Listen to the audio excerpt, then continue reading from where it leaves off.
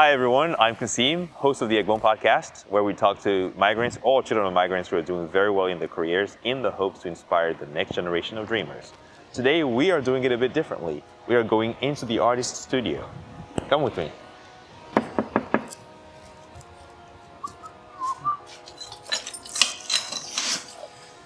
What's up, brother? How you doing? All good, bro. You good? Yes. Oh man. Hi everyone, so this is Joseph Aina. Good morning, everyone. How's it going? Fantastic, a British Nigerian visual artist whose work has been featured around the world. He's exhibited in Italy, in Germany, in Nigeria, Ghana, Miami, New York, just all around the world. And his work goes beyond visual art on the canvas. He also does clothing, wallets, and all kinds of things. So I just wanted to come into his world and see what he does and have a little conversation about his journey and everything. Yeah? Cool. So let's go. I'm pate every time I cast a rhyme, and these bastards look at eye for guide. Why?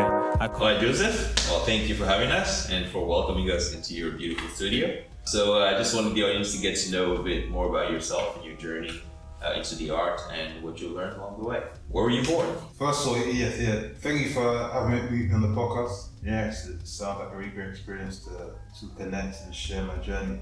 I was born in the UK. I was born in London. Well, not London. So I was born out of London in Ascot, and I've got both Nigerian parents. Mm-hmm. Did you get to go there a bit? Did you get to grow up there a little bit, or you just mostly grew up in the UK? Essentially, I was born in the UK. Then I believe when I was around 1 year old, we went back to Nigeria for some time. We stayed there for a couple of years, I believe. So maybe 2 years. Mm-hmm. Then my mom got a job here in the UK in Windsor. Then we moved back here, and then since then we've just been in the UK. Yeah. So how was your experience growing up in a Nigerian household here in the UK? How was that? How did that influence really your childhood? Sure. So growing up in Windsor is obviously you got Windsor Castle.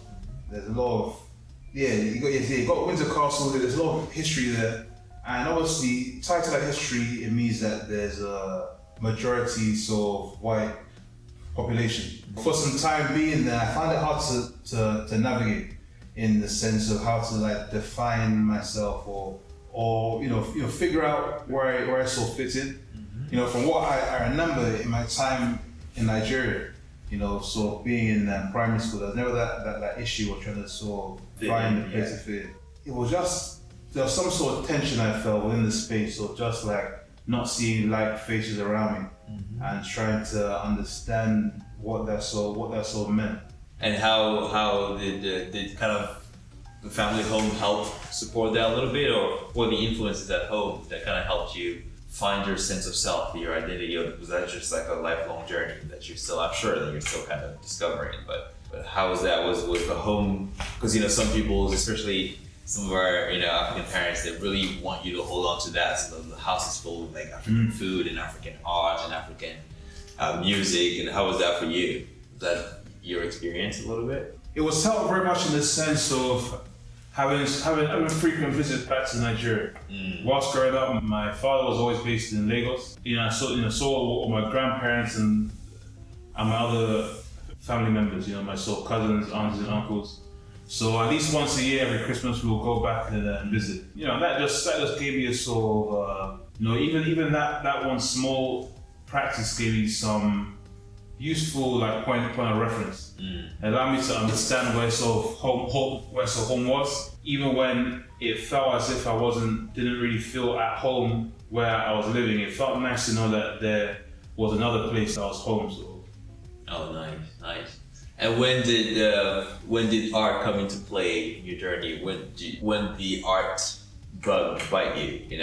How did that come along? It came into play very early because my mother, is also very into art, and I believe she also had some really great artistic talents that she felt that she didn't get the opportunity for them to sort of blossom while she was growing up. So I think with that in mind, she would take my brother and I, Richard. She'll often take us to these like, just a lot of exhibitions growing up. She will take us, I think when we moved to the UK, I believe she was, in a way, she was trying to take the full opportunity in order to like integrate us into the culture, into the society, and to really sort of learn about the space in which we were in, which I found incredibly helpful. Because as you're mentioning, yes, I think you sort of mentioned the comment as to if we had a sort of a lot of African music or a connection with African culture growing up, and that that wasn't too much of the focus. I think a lot of the focus was to help us how to understand the history of this new space we're in. So what really helped with that was just learning about the art culture, going to these galleries. We often used to do this thing where we sort of slept over at I believe the History Museum. We used to have these sleepovers where we like a group of us slept next to the statues, and small things like that really just gave us like this feeling as to make art seem a lot more accessible, made it feel like something that was in reach from an early age. Do you remember some of the art or artists that you were drawn to at an early age? Or the type of art that moved you, that gave you kind of a feeling, I was particularly into oil painting. I believe very deep to oil painting. I was using very simple use of like layering, but I think I was really just fascinated by the range of like sort of magic that can be created from oil painting. I got the understanding that it was just you're just focusing on two like substances and sustained palette. You're using like minimal colors. Some artists use a palette of say like 4 or 5 colors, and then the only extra thing they now use is they now water it down with like a turpentine. But I think it's from seeing the work and then married with the understanding of how to make it, finding out that it was such a sort of like a streamlined process. Made me so fascinated to think how artists like Rembrandt, for example, could create these like such amazing, could almost sort of like place people within like a 2D surface, so much so that they had the type of energy that one would really have to make an argument to say that these weren't sort of real essences or real people themselves. When you go around the space of a gallery and you see people walking around, there'll be like it's almost a sort of challenge to like us playing these 2D pieces to not actually be real themselves. Right. The energy that they're able to like convey with these words was always astounding me. And not just that, the effect they had on people. For so many people for centuries to be able to come to the same space and to like, all have that same awe over and over again, and that never be lost was really fascinating. Do you remember your first attempts at art or earliest pieces? Pieces I remember mostly were just when I was in school. I believe I was in school in my sort of first school. I was first working with acrylics, and then I believe my school wasn't yet using oils. They wasn't yet using oils, and I really wanted to like try this out. Because prior to school, as I explained, we've been to a lot of art galleries, and I knew this was a thing that some of these artists that I was very inspired by have been using. What it now came to, the next step in my sort of process of development, my mom, now aware that we weren't able to use oil in school, she would now take me to the sort of art shops. We will sort of look for some art paint, look for some books on how to paint with oils. And then, at home after school, we're just literally there, like, learning how to use it. So like that was just my main practice. I was just like, spending my time outside school looking at some of these great artists, trying to figure out their technique, researching and just seeing how understanding this idea of paint, how it works, how it's mixed, how to layer it, using things such as in pastel, and just honing in and trying to sort of like scale up my own process. Yeah. So she was really encouraging and really pouring into your love for art and your curiosity about it. That's a beautiful thing. And it's it helps nurture the creativity in a young artist when you have that kind of support. So when did you decide that, okay, maybe I want to do this? Maybe I want to become an artist? What happened there? Do you remember that moment? I think it was always something that was in the back of my mind, but the main choice came when I was in my undergrad degree. My undergrad degree, I studied law and psychology, and within that degree, that I just had this sort of intuition that I figured out that at some point I was going to sort of do this. I was going to become an artist anyway. I think it was because I felt a degree of tension while doing that degree. I felt as if there was another way of communicating that could assist my way of thinking a little bit more adequately. Whilst that degree, although I kept doing the degree, I had sort of plans from that point on to, I think, push that way of thinking to a different area. In the sense that I definitely still found it of value doing law and psychology. Because they're really key elements of thinking that help to support my practice today. But I had the awareness back then that there could be a more profound or a way of executing this sort of end point in a way which is more aligned towards my interests and my skill sets. So when in that process did you finish your degree? Yes, I finished the degree, but what I did during the degree. So during my first year, I developed this sort of project, this sort of business called JM Art Space. I call it JM Art Space because my initials is JMA, Joseph, Mobolaji, Aina. I created this because in my first year I felt that sort of that distance away from the arts. Obviously during school I was like really like hitting art hard. I was like always in the art department, like working on works, like really pushing the practice. So when it came to doing this sort of law degree, I wasn't having that access. So what I did was, as a means of me having that bridge between both these worlds, both this more sort of law corporate world and this art world, I made this company as it was a sort of management. I was dealing with like helping to cultivate artist spaces. In the sense that I was unpacking the psychological notion of like an artist space. I was sitting back and understanding that there's this like universe that surrounds my own practice. This universe that surrounds my own practice that can be expanded into like a plethora of different ideas.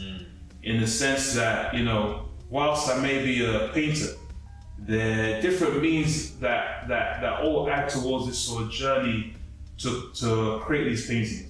Whether that be research, whether that be poetry, music. Because I didn't really have the tools during this point of time to be doing painting, I think that's what pushed me to like look for other creative means to develop this space.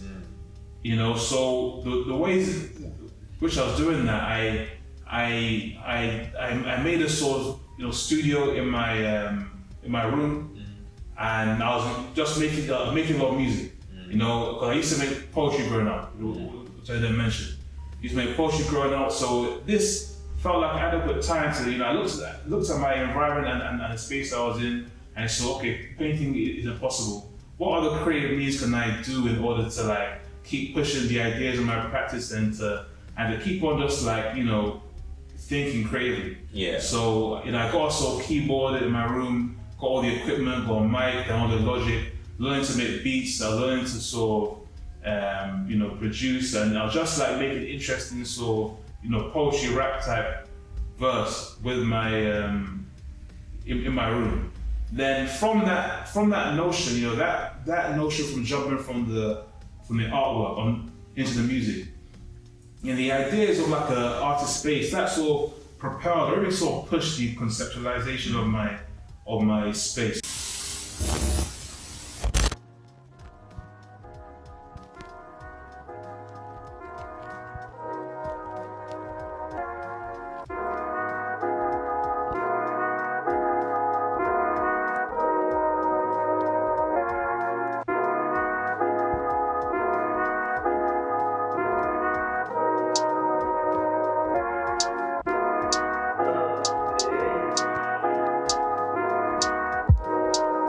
Hearing talking about us, they all wanna be us. I've been walking the mileage, talking to demons. Resulting to violence, that's a result of the Guinness. Try fucking a bad bitch, but fuck my libido. Couple of bad ticks and I'm clutching my pillow. Sunk in the mattress, I'm stuck in the middle. Can't read between the lines cause you're stuck in the riddles. If I told you I was fine, would you be fucking with me though? Roll through minds like I was bobbing to Migos. I know who's lying as soon as I see those eyes and eye like fashion prize. Mine off white like fashion guys. My bust mine that passes by. White guys when I patronize. I'm pate every time I cast a rhyme. And these bastards look at eye for guide. Why? I can't guide eye, my mind ain't even silent. You can hear the music but you don't see the sirens. There was a movie on Stanley Kubrick and you pay to watch in silence. I'm busy making rubric, if you're chasing don't mind us. And if you see Satan, please guide us from the hyenas and tigers. You probably three mason, the riches don't apply to us. Cause we go ferrying, keep our bearings to the valley of shadows. Got bodies and hollows if he still follows. And Gaddy gon' swallow when I lie with the Apollo. But when I'm pockets hollow, no hello. Hi, Jamie.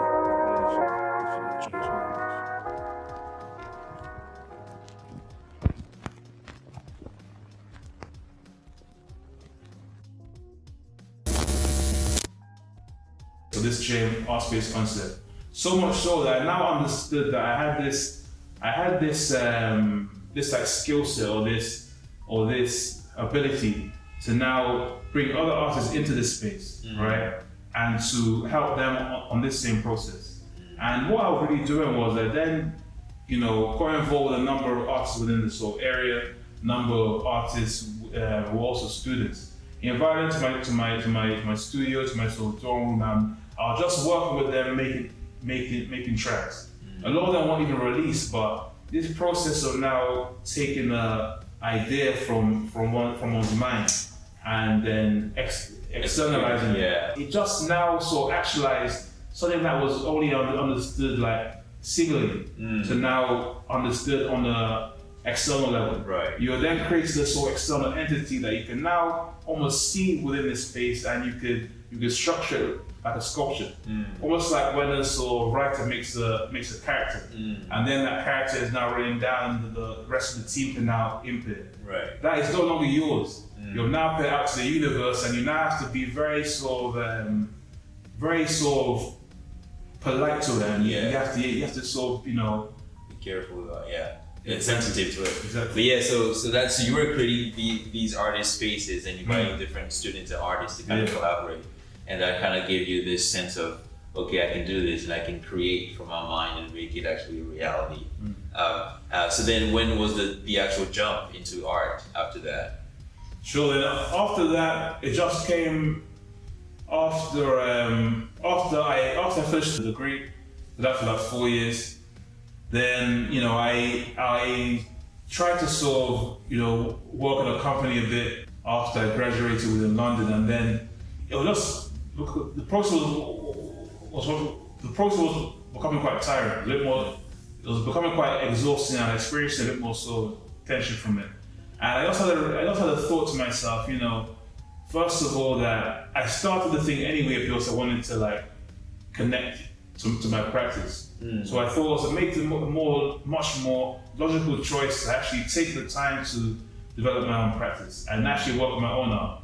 Not just because I wanted to, but also because if I seriously wanted to do this thing which I was doing, because I really thought the thing that I created was something that very sort of necessary and profound in the artist world.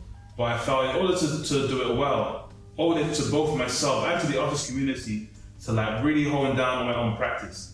Because I felt this was the only thing that was gonna really give me this even more research or even more strength to speak on this subject and to create these sort of spaces. And credibility as well. Yes, exactly. Yeah. So then what happened? What did you do? Did you go into a course, or what happened? So you left the company you were working for, Yeah. and then did you apply for an artist course, or what did you do? Or you just kind of completely immersed yourself in the art? So essentially, yeah, I sort of shut down JMR space. Because I was just running sort of events. Like it got to the time, and the main sort of thing I was running was like sort of nights, events, artist performances, some showcases. But I stopped that, and then we began to search online for like art courses. I was looking for the sort of best art uni I could attend within London, and I stumbled across the RCA, the Royal College of Art. And then I just, that looked like a great option. So I started working on my portfolio. Then I just, pushed my portfolio for a year. This is when I was doing a range of interesting paintings. I was doing this series of these sort of mass portraits. I was just walking downstairs in my garage. Yeah, just doing these interesting oil paintings whereby I sort of made a sort of portrait face and covered half of the face with a mask. This was really my early attempts at like doing this sort of mask concept that I pushed later. What was the idea behind it? The masks. The idea behind it was like, I think it was very much looking at very much investigating the psychology which I was studying. I think I was quite drawn to some ideas about like, I believe I was reading some text that I was considering how individuals have different faces. Like a public space, a private face, and different sort of parts of themselves that they show in different scenarios. So this mask series was really my attempt to like show this like juxtaposition, show the sort of outer like shield that an individual has, and also their sort of inner wounds. And they were sort of covered with a lot of colors. I think to resemble like a range of energies, energy field. Yeah, just sort of covering many of ideas. Also having some like notion of like being a warrior, like a warrior mask. Yeah, that's cool. So you did that for a year to build your portfolio, and then you applied to the RCA. Yeah, did that for a year, applied to the RCA. First year did the graduate diploma at the RCA. That was just a sort of year course which helped to further push my portfolio. Further push my portfolio and further like expand my ideas, just focusing on art. And I say just focusing on art because after that course, I then went on to the painting program. Fortunately, I got a full scholarship. Scholarship with the painting program. And I chalked down the difference because the art and painting were very different courses. The art was focusing more on like general like art practice, like you've been looking at ideas of like form and shape, sculpture. Just looking at things that were a lot less specific and much more general. Right. So more like a foundation. Exactly, like a foundation course. But I'm sure it gave you kind of some good bases, some good things to kind of build your work upon. Yeah, definitely. It gave me a very good introduction. And then I specified a lot more when it came to the painting program. There I was just really looking at like getting much more involved in the history of painting. I don't really say like painting art history because we weren't really doing too much research on that respect. I mean more just sort of the history of like my own practice, in the sense of like who am I as an artist, who has come before me, and things that relate much more to my line of thinking. So I was really focusing much more on this idea of like masks and looking at other individuals and not just artists but both like researchers who were covering this similar sort of topic of I think these ideas that I spoke of in my early childhood of like migration, feeling uncomfortable within a new space, and how to sort of navigate. So that's why I got very drawn to the writings of Frantz Fanon, who wrote black skin white moss. Nice. Do you remember some of the other researchers or artists that you were looking into or that inspired you? In the early days of the course, I'm quite into Bansky. No, it's not Bansky, but Basquiat. Oh, Basquiat. Yeah, I was quite into Basquiat. Not to say that I'm not anymore, however, I believe when I started the course, I had a much more like surface level understanding of like the artwork. I think from my take of things, the like best artists were the artists who were like the most visually successful. You know, so my research of like black artists was really on those levels of like, okay, you know, this guy has the most attention, has the best sales at auction. You know, he must be the like sort of best guy or the guy to emulate in a sense. I started from that angle, but I believe as I progressed, there were a number of other artists who I stumbled across. There's a number of other artists I stumbled across. I can't recall their names. Yeah. But you know, there are a number of other.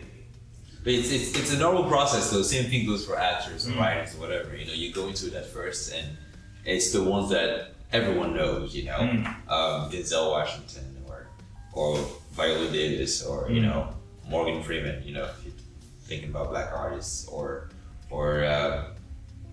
like Anthony Hopkins. You know, these are the ones that you look at. But then, as you really dive deep into the work and learn more about the work and learn more about the history of acting, for instance, then you first of all discover these are the artists whose work you enjoy, but also your taste changes, right? Because now you're exposed to more, you're doing more work, and as your taste changes, then you also are attracted to other types of acting. So I'm sure it's very similar to painting as well. Yeah. So you did that course for how long? The painting course? That was for 2 years. 2 years.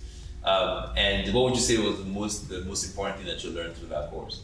I think I just learned what it meant to have a practice, and I learned how the approach to becoming a so great painter is really just treating paintings very similar to how like a music artist would treat like records.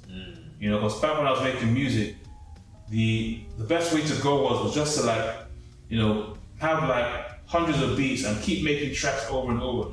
And even when you get one track that you find great, not to like sit there and worship that track and be like, okay, let me release this right now, or think it's gonna be your like savior to get rich or famous. It's to make it, forget about it, and keep making more and more. Like be very involved in the production. You know, keep making and making, and stay quiet.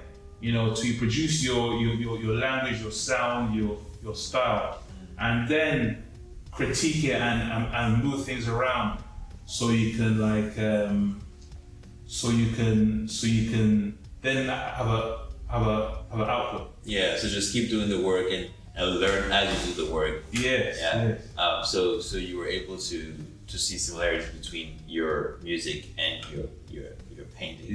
Yeah. That's pretty awesome. So then, do you remember your first exhibition? Or how that came about? Okay, I believe so. One of my first ones was, I believe I did this residency in Shoreditch during the winter time. This residency with a gallery called Changing Room Gallery. They had this quite cool program in place whereby they call it Changing Room because they always had two artists in the space, whereby they do a joint residency. Then at the end of that residency, there'll be some show of like duo show, just as an attempt to let both artists relate with each other and bounce off the sort of dynamic. So I was doing that residency with this older artist called John Shee. I believe he's probably in his 60s. He was a really interesting guy. You know, he was mainly a sort of street artist. Did a lot of tagging within that space. That was where I was investigating more sort of abstract notions. I was, also very influenced by the street art within Shoreditch. was quite a sort of like rough and cold studio, and it just really made me inclined to like making more like rugged work, focusing a lot more on texture, material. Yeah, and that was the thing. I believe that was back in maybe like 2021. And then you've had residencies in a few different countries. Yeah. How was it exhibiting or working in Italy, for instance, and that versus working in Germany? And how did those countries or those cultures kind of influence or affect your art? Sure. So I think essentially first that first experience in the residency in Shoreditch, that gave me the understanding of the value of residency, and it really got me thinking about how I wanted this to be something I wanted to keep on using within my career. Because I think it really tied back to those ideas of like artists, of like an artist space that I was trying to figure out back in uni. And I think being within these sort of new environments gave me the opportunity to like push my practice into new spaces and give me this like element of like, discomfort and facing a bit of tension and forced me to push my practice into different areas. So that's when I got so soon as I got the offer for this residency in Berlin, I got that offer soon after my end of year show at the RCA. Literally flew out a month after the show ended. How did that come about? Did they come to see your showcase? How does that come about? How does like a young artist get a residency like that? You said you had interest after your showcase. So the way it came about, right? The way it came about was there was a collector who was interested in some of my work at the end of your show. So this normally happens, right? You have an end of year show, at Cool Art School. There are a lot of individuals around, art collectors, who are keen to swipe out art from the new talent. It's for them it's a good investment angle. You can buy art from them. Probably most probably the sort of best price you're gonna get for their careers. Right? So for anyone who's looking to invest, or even just looking to get nice work, that's a really great opportunity versus waiting to when they're signed. So you get a lot of people inclined to sort of buy a work at that point. There was one collector that was asked me to put a few works on hold. Unfortunately, he did end up buying them in the end. However, rather than being sort of like annoyed at the sale not closing, and I also said to him, no worries about the sale. If you have any opportunity to sort of work together in the future, I'll be more than happy. So on the back of that, he just said, "Oh, okay, look, I've got a free place in my art studio between residencies for a month. You're welcome to come by next month." So I just took the opportunity, and I flew straight out to Berlin. And I guess the main thing that I took from that is not just in the art world, but in general, it's always just worthwhile to be so patient. Be patient and be understanding and not too don't take things too so personal. Things happen. Not everything is the end of the world, and not everything is worth sort of burning bridges. The art world is particularly small. Smaller than sort of a lot of other industries. It's worthwhile to sort of to ensure you have your foundations and you maintain some sort of base. So that one interaction there of me sort of trying to maintain this connection with this potential buyer and not take the lack of sale the wrong way. That secured me this residency. So what did you learn from your time in Berlin? How did the culture and the people there influence your art, change it? In Berlin, it was a bit of a sort of slower pace to London. This pace made it a lot easier to create work without as much pressure. I believe the corporate environment of London creates quite a big contrast between the sort of artist persona and the persona and also lifestyle, the artist and corporate lifestyle. One's practice is sort of pushed to become somewhat more corporate in order to sort of sustain, in order to live. Yeah.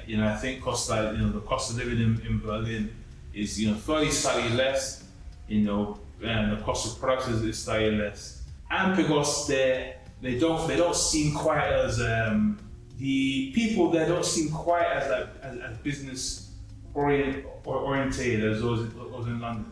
Even just small things they're a lot more relaxed about their approach. Some places will open a little bit later. People are drinking beer, walking around quite relaxed. And the people who live there, they have other set of values that extend past just their careers. They're quite into sort of nightlife culture and very into sort of socializing, and that I think facing other individuals that had a more creative way of living felt somewhat more comfortable and easy to be a creative in that space. Nice. When did your residence in Italy come about? Italy, so the residency in Italy, so that came about. So essentially, that came about pretty much through this residency I did before that in Nigeria. Oh yeah, well how did that come about? And how was that going back to Nigeria to actually show your work as an artist, and as an adult at this point, So that was another really cool project that. I think that came about. I think I come back from Berlin. I was within. I was in the time of trying to sort of navigate the sort of London space and to continue to push my career within London. But obviously, I think what sort of happened was that because I had essentially launched myself in Berlin, I'd already sort of given myself a sort of international structure, right? I launched myself in Berlin, will now come back to London and try to push things. In a general scheme of things, I think if I stayed within Berlin as a career, it would have been somewhat easier because that was where I started things off. So it now came to the sense that I came back to London and I had to, sort of figure out how to sort of relaunch within London. At the time, I felt I didn't really have the sort of means of doing that at the time. Not just the means, but it didn't feel like the right sort of move at that time. It felt as if that I already had a sort of solid base within London anyway that at the right time could get some traction. So I thought I wanted to further increase my international scope and to not just that, but because I was aware that I was, was in my first show in Berlin, I was this is where I first introduced these mask paintings. These were paintings where I created this they're very sort of tied to the ideas of Franz Fanon. I had this one piece with the end of year show at the RCA called "Looking for a Savior." This was my very, very first mask work. It was just where I did my characteristics, or crossing the top, and then the mouth and the eyes in the bottom. That work got sold at the end of year show, and then I named my show in Berlin after that work, looking for a savior. It was really about the idea of the sort of really looking at ideas of this lens of the African migrant, looking for some sort of direction, and really challenging ideas of white or white saviors, which is a really interesting critique. If you look at the structure of the artwork, even my own placement, I was now sort of projected onto the market by this white German gallery. You know, it was me doing like a sort of Looking at yourself. yes, yeah, you know, critiquing my own experience, Yeah. critiquing the art world experience, and just really just challenging the whole dynamic of the world which we find ourselves in. You know, like even the whole thing of how it's now like common to now school in the UK because because there's much better education there compared to Africa. And why is that? Because of colonization, right? So it was just challenging all these concepts. So essentially, because I was now speaking about these ideas, I felt were quite profound. I wanted to go back to Nigeria to get really more like down to earth on understanding of what it meant to be Nigerian. Yeah. And so I wasn't just really talking about these ideas from like uneducated perspective. And also just from theory, you actually wanted to be there, to experience what it's like to be there, and to have a much more firm, I'm sure, sense of self as well, but also a sense of perspective of who you are, what you're trying to achieve. So how was the experience doing a show in Nigeria, and how did people respond to your work in Nigeria? So essentially, so the residency, I then residency with these guys they have a program called Live Art. They're these two twins. I stumbled across them because one day on Instagram, I saw their like collection on Instagram. I thought, okay, this is a cool collection. I think I'll probably go on with these guys. I sent them a message saying, coming to Nigeria during Christmas time. Is there any chance, you have a space to work in? And then they were keen. Their space ended up being very close to where I was based. So I literally spent like 4 months working in their studio. It was a cool experience. The main sort of takeaway I got from it was I had some. It was a lot more difficult for me to get materials. I bought a number of materials with me from the UK, but when I sort of ran out, the process was a lot more strenuous than it was over in the UK. Because here, at the RCA, we had an art shop within the campus that we just went to. Whereas in London, I had like a Cat's Art, just like a 10-minute walk away from the studio. But in Nigeria, in order to like go to the art shop, the process could take like a whole day. You maybe there's traffic, maybe the car machine in the shop wasn't working. Like there's so many things which will create some tension around it. So it got me thinking a lot more how to be a lot more like strategic with my application of paint. It got me thinking a lot more about like layering and using a lot less paint than I was in Berlin. In Berlin, a lot of the works were using very, very thick layers and using a lot of sort of texture. But this was another great challenge that I faced, and I led more into it rather than trying to just keep on going to the shop and getting more. I thought, okay, how can I benefit artistically from this challenge of having less paint with me? Yeah, it's always fascinating how these challenges or these things that are just unexpected can actually make you grow as an artist because they help you see things from a different perspective. Because you have to find a way to make the work, and oftentimes there's a lot of growth into that, and there's a lot of opportunities for you to kind of discover new things. How did people respond to your work in Nigeria? Because you said from there you got the residency in Italy, so it must have gone well. Yeah, so from that, whilst I was there, I got in contact with this gallery called Affinity Gallery. This Lagos-based gallery. I went to their space. Really liked their program and the artists they were showing. So whilst I was there, we sort of did. They came over to the studio. And I ended up leaving like 4 works with them in Lagos. 4 works that I had done in residency. I call this collection of works the poetic fundamentals. Thinking more about, really thinking about these ideas of poetry and like how poetry uses only the sort of fundamental elements of a story in order to like translate the message. It won't do too much, and it won't even do minimal. Poetry isn't minimalism. it's like it's even more like fundamentalism in the sense that it's gonna give you the succinct amount of information, but it may present more words or more information in order to assist the aesthetics.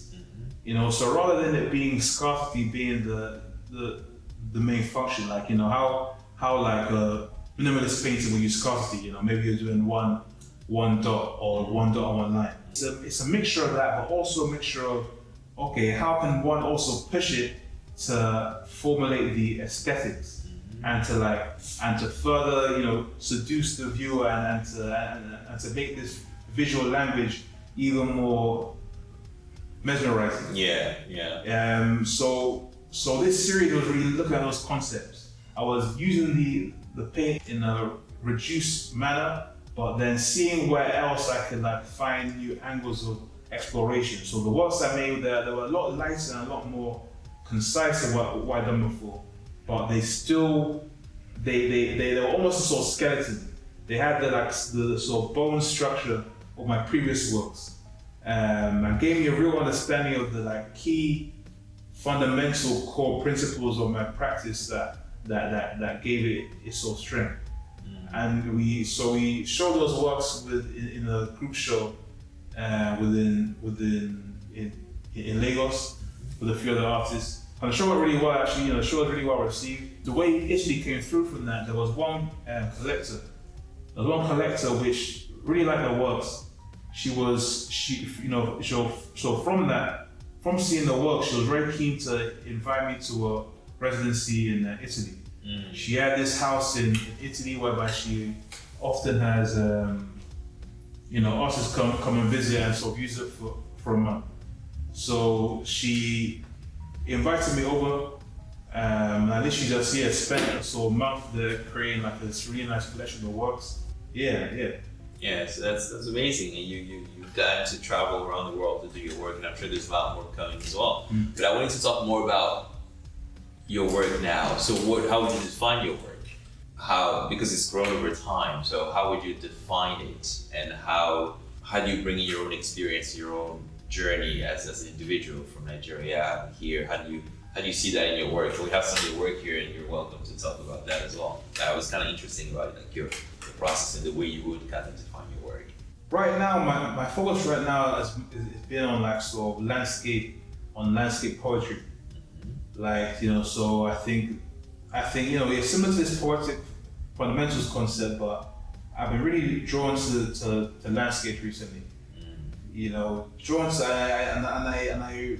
I'm really happy I made this definition because it allowed me to venture a bit more away from trying to be, from trying to be an abstract artist. Because I feel that although my work has a lot of abstract, forms within it, when I was using the definition of an abstract artist, it was enforcing my approach too much and trying to make myself fit inside a certain box. However, I feel that what I'm trying to do with my work is to collage landscapes. So just use paintings as a method of expanding our notion of landscapes. Because a lot of the elements of collage come not just from visual landscapes, but from the experiences of the landscapes of these spaces I go into. These sort of interesting pockets of information that I find in Italy or I find in Nigeria, and small things about their attitude, their culture, and their demeanor really informs the sort of nature of the world. Maybe there's a reference to the what I observed in Italy, whereby I found that people were very, relaxed and content. That was very much linked to, I feel, their reliance on their culture and their history. Somehow this now comes back into the work where I think it comes back to the work through my research and my association with more sort of Renaissance approaches. From that experience within Italy, I stopped using my approach of using really thick layers of paint, And I wanted to lean back onto these much more like organic and simple paint structures that I was studying whilst in Italy.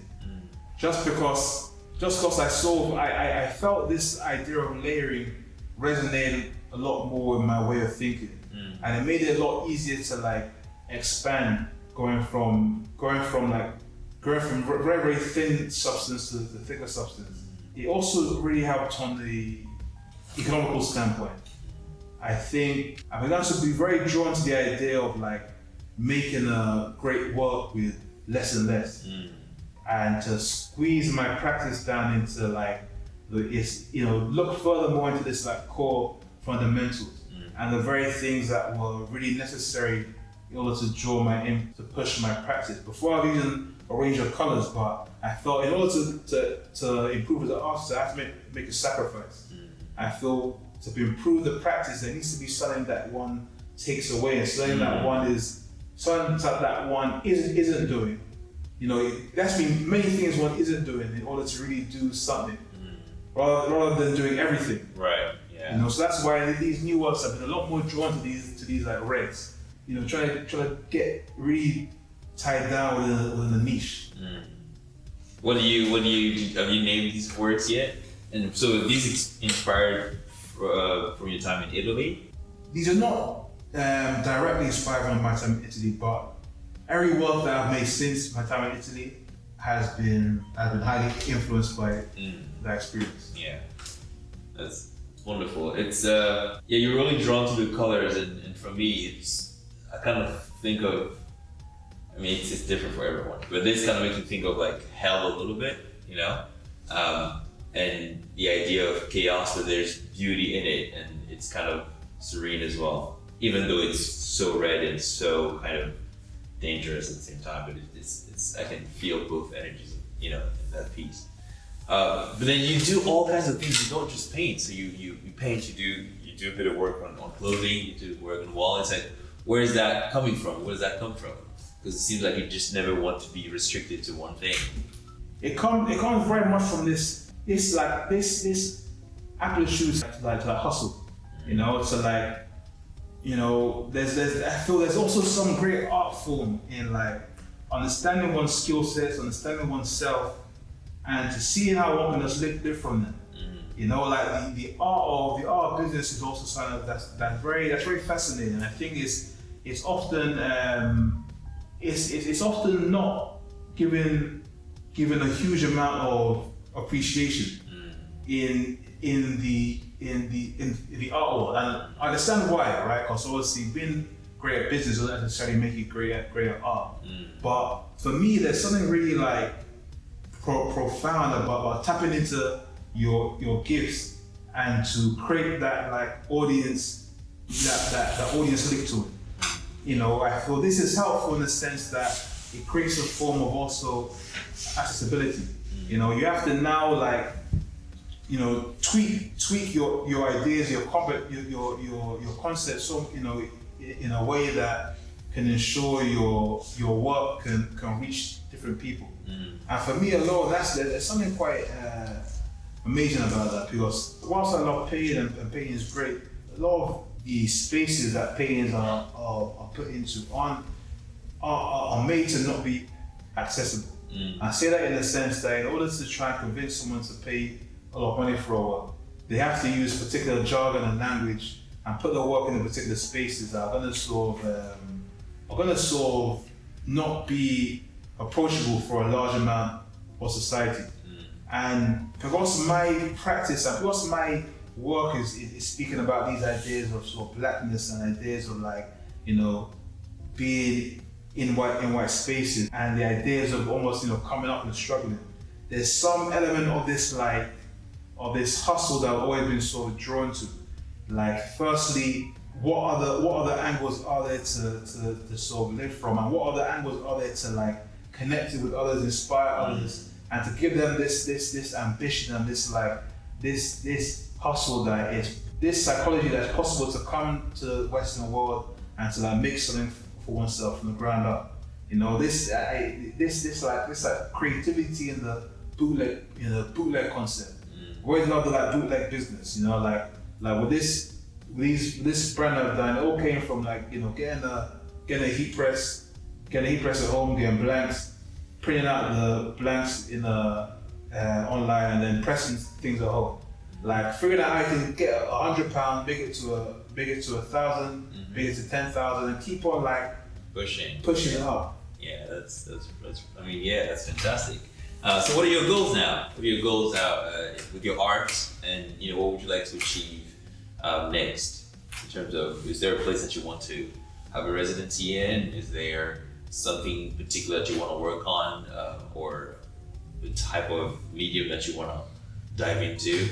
My goals now is mainly surrounding like holding back into this idea of establishing my own art, my own space, my own language, and my own way of doing things that's independent of this sort of art world rhetoric, whilst also still being able to create arguably great works. And I say that in the sense of, you know, getting back involved into like these things I find interesting, these elements of you know, of the hustling, doing the sort of merchandise, doing art shows, but also like looking outside that still and getting back involved in making these spaces.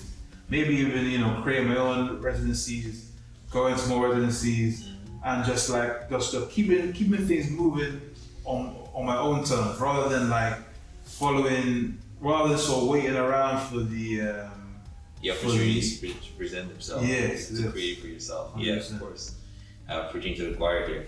So, what advice would you give a young artist, someone who is dreaming of being in your shoes? You know, a young boy from Nigeria, or just a young boy from anywhere who wants to make it as an artist? What advice would you give them? I think the one key advice I'll give is to try and keep things like fluid. Try and keep things fluid and try to understand your practice more than just the singular thing you're doing, more than just the sort of painting. And I think doing that will allow you to sort of widen your ideas of success, so you don't feel reliant on just trying to be a painter. I say that in the sense that, like, you know, great artists like Da Vinci, right? I think that the statement I saw about Da Vinci, that he wrote down a list of the things he was great at, and like being an artist was like number 20. You know, he was doing like a number of different things outside just painting, and he's, you know, now one of the best painters. So I think that informs me that you shouldn't get stuck into the trap of just thinking that you need to be in the studio or like just painting, and that's gonna be fulfilling. Allow yourself to take a step back from the studio and see what other things add to that practice of life. Maybe it's a bit of teaching, maybe it's a bit of making clothing, because that will firstly allow you to like live. You know, one needs to like live on this thing, and just to also get more experiences and get a wider taste of life that can now be brought back into this painting. Let's see. Oh, well, you're wonderful. Well, this was such an inspirational little talk that we had. Thank you so much for having me in your beautiful studio, and yeah, let's have people go into the link below and check out your stuff, and Thank you, man. keep the conversation going, brother. Nice. Thank you.